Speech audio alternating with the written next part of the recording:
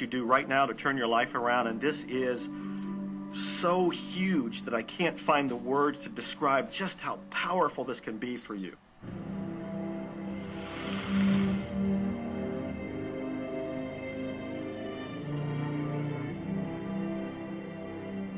I took the visualization process from the Apollo program and instituted it during the 1980s and 90s into the Olympic program.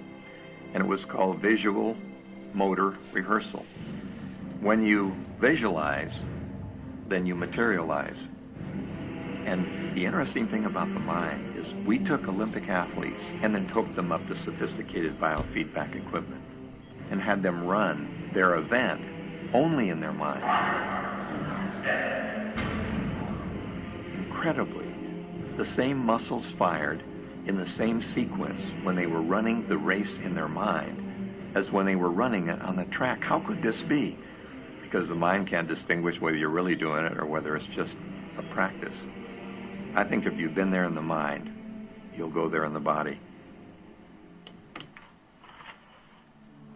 When you're visualizing, when you've got that picture playing out in your mind, always and only dwell upon the end result.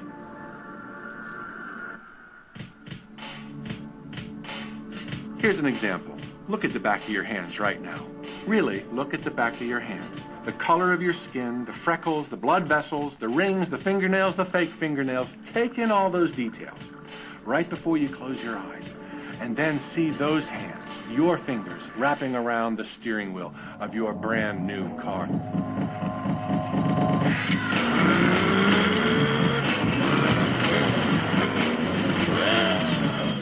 This is such a holographic experience, so real in this moment, that you don't even feel like you need the car because it feels like you already have it. It's the feeling that really creates the attraction, not just the picture or the thought. And I think for a lot of people, they think, well, if I think positive thoughts, or if I visualize having what I want, that'll be enough. But if you're doing that and still not feeling abundant or feeling, loving and joyful, then it doesn't, from my mind, really create the power of the attraction. This is where the secret actually moves into action.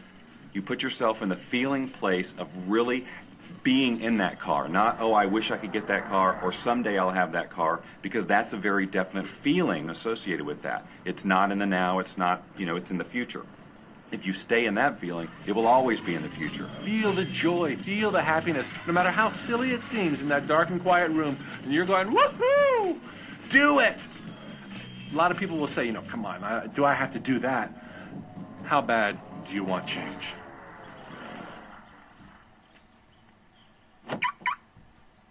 Now that feeling and that inner seeing will begin to be an open doorway through which the power of the universe will begin to express.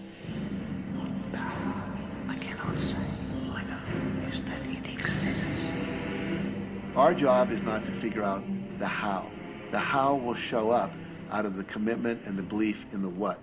The hows are the domain of the universe. It always knows the shortest, quickest, fastest, most harmonious way between you and your dream. If you turn it over to the universe, you will be surprised and dazzled by what is delivered to you. This is where magic and miracles happen. Well, I would say you want to do this virtually daily, but my disclaimer is this should never be a chore.